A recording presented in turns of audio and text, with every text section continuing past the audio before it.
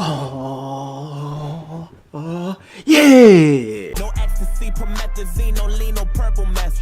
No dirty Sprite, but I got that Kyrie Irving step. If you don't think that I'm the it's just cause you ain't heard me yet. I'm about to put my mask on. What's up, y'all? All right, before this video gets started, I'm asking everybody who watches my videos. Anytime you watch a Cisco Scotty video, to send up a unspoken prayer request for my family. One of my family members right now currently is fighting for their life, and me and my family would appreciate anybody who watches this video, be it subscribers, non-subscribers, anybody, send up that prayer for my family member. We really appreciate it. It's highly needed at the moment, and thank y'all in advance. Thank y'all. And with that said, let's get into this video. Found some highlights from the UFC 214 pre-fight press conference, and hopefully it shows a lot of Jon Jones and Daniel Cormier back and forth. So I want to watch it. Yeah, let's get into it. Let's see what they had to say. I watched when they was on UFC on Fox on FS1. I watched that video a little while ago, but I want to see actual stuff from the press conference. So y'all ready? Let's go.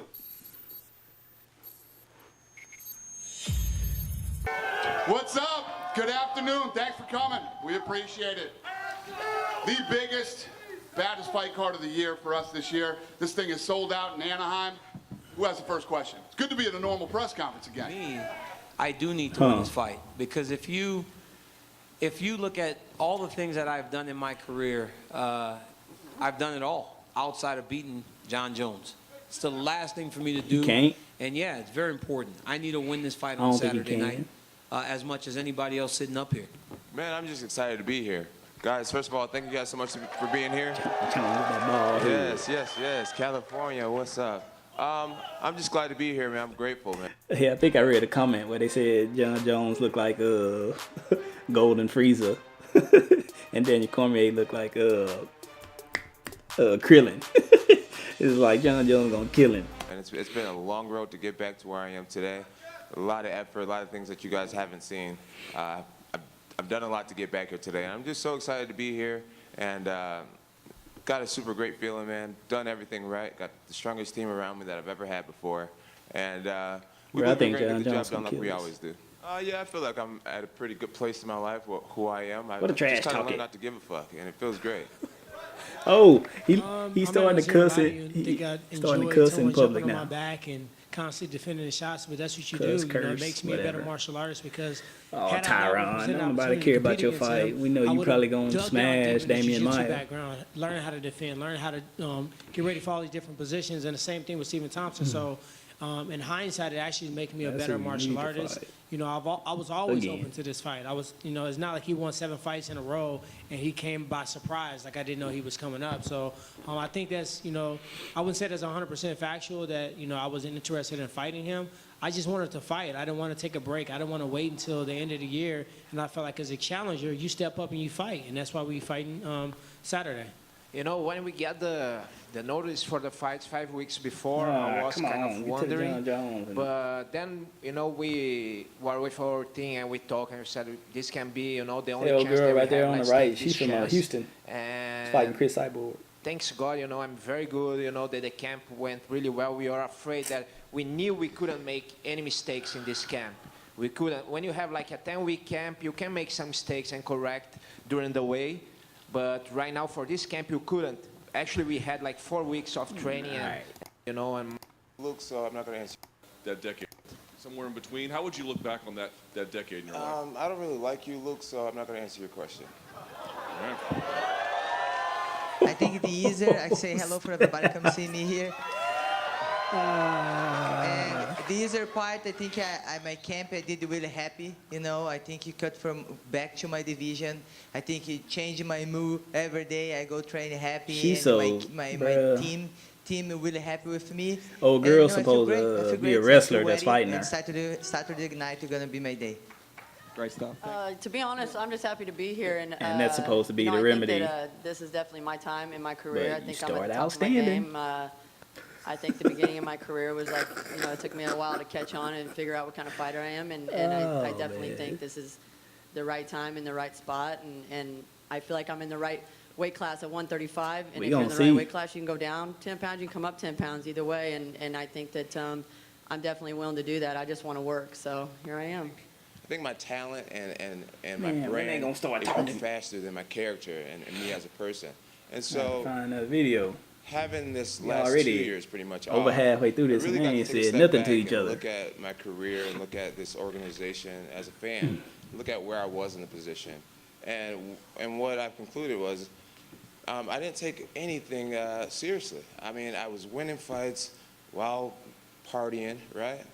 And I just started to think like, you know, I just started taking everything for granted, and I started making mistakes. So it's been great to take a step back and to reevaluate things and prioritize and to realize how much this sport means to me, how much this position means to me. Talk noise. And today I feel like a much better version of myself. I feel like I just feel great. I feel rejuvenated. Obviously, when that stuff happened at UFC 200, I was upset. I was upset with John Jones and, you know, the whole situation. So, you know, this is the first time John and I have seen each other or talked in a year. So. You see them looks John Jones giving him? Going to be any going into Friday. Man, You what'd he guys say? both going to be okay. Or talked in a year. So. Are there going to be any going into Friday? You guys both going to be okay? I feel pretty good, but we'll bring a towel just in case. Cheating. If y'all watched, he cheated last time. Yeah, that's just not funny, bro. I feel great. Technically, you should have gave 20% of your purse to your Exactly. opponent. Exactly. Technically, you He should cheated. have gave 20% of your purse Y'all to ain't your seen that opponent weigh because you did in not make weight. that he did last time. You can forever say that you are the 206.2 pound champion of the world. Hey, listen, there are a lot of things that you shouldn't be. You shouldn't be sitting up here right now for all the shit that you've done. So you sit up there on your high horse. How the fuck can you judge? You have no room to judge nobody. You sit there with your fucking mouth shut. Here we go. Before I walk over there and smack the shit out of you. But we all know he won't do that, right? Are you mad, Daniel? The truth will set you free. If I don't get there, you've seen time and time again, can something always will say get there. confidently that I am Let's the go. only ever 206.2 pound champion of the world. You'll always have that title. That's coming overweight. Will you still fight? Oh yeah, he's not escaping me that easily. I will definitely still fight, and I will But take you- 20% of. But you won't be able to he's win the making. belt though, because it won't be a championship fight. I like that he's so sure. I like that he's confident. I like that he feels good. Because when I turn him back, then we can't retract some of the stuff that we say in the press conference on Wednesday. About John Jones and Brock Lesnar saying they would like to fight each other. In your mind, is that realistic? Is that a fight you would like to put together? It's crazy. I don't even know where that thing came from or how it started. But first of all, I haven't even, believe me, I haven't talked to Brock Lesnar. I don't know. So, I mean, I Brock don't know if you Lesnar talked over to there Brock being the Lesnar, but I haven't Universal talked to Brock Champion. Lesnar. He said, not recently. Me neither. So, yeah. I'm telling you right now, I have not talked get to back Brock to the- Lesnar. Okay, It sounds fair like nobody John believes me, Jones but and it's Daniel true. Cormier crap. I have not talked to Brock Lesnar, and according to John, right now, Give he him just some said money. he hasn't either. I'll deal with Daniel, and then I'll deal with Brock Lesnar.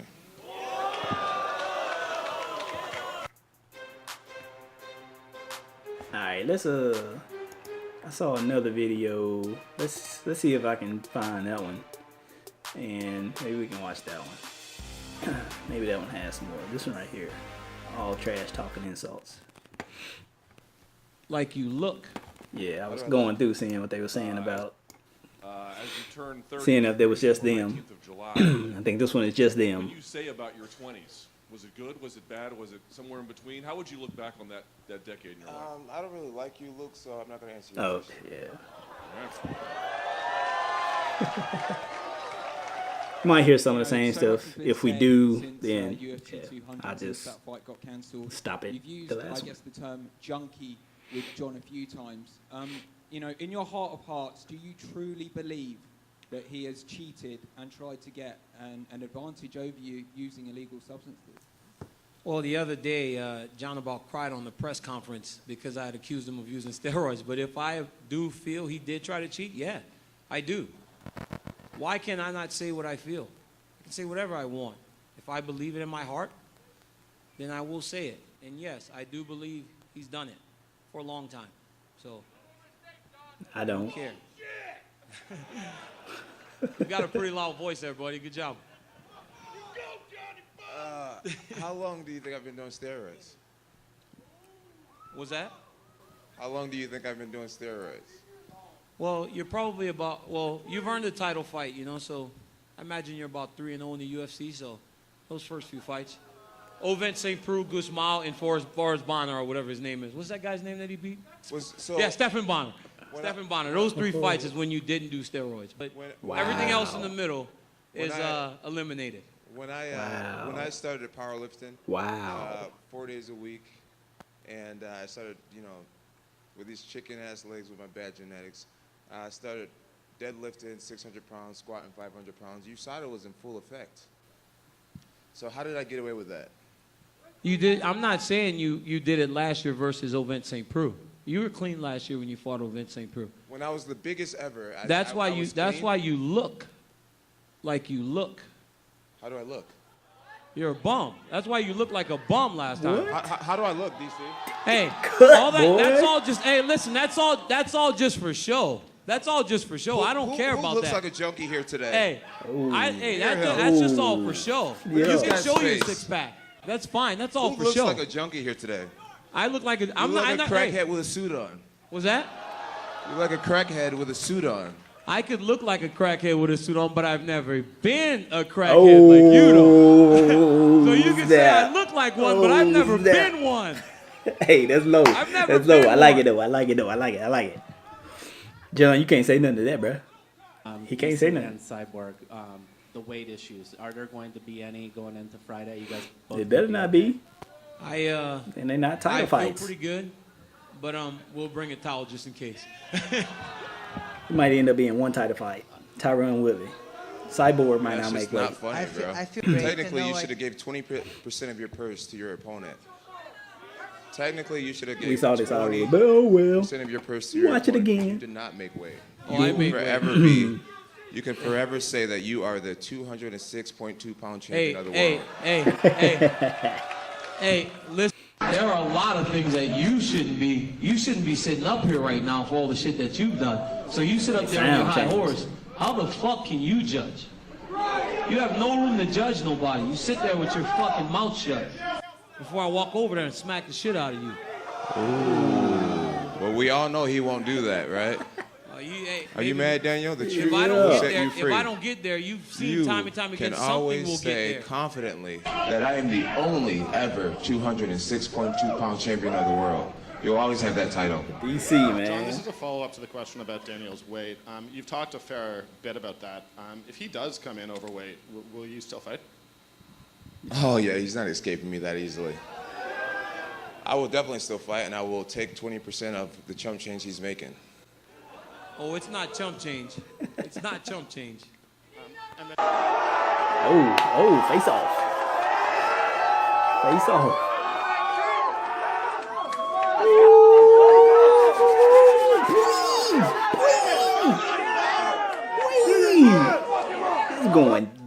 It's going down, bruh. Ooh. I can't wait, bruh. They must have told John not to bring his title. Why you following DC? DC a little he from Louisiana, but I don't care, man. I don't like that dude, man. It's a lot of people from Louisiana that don't like him just because how he is.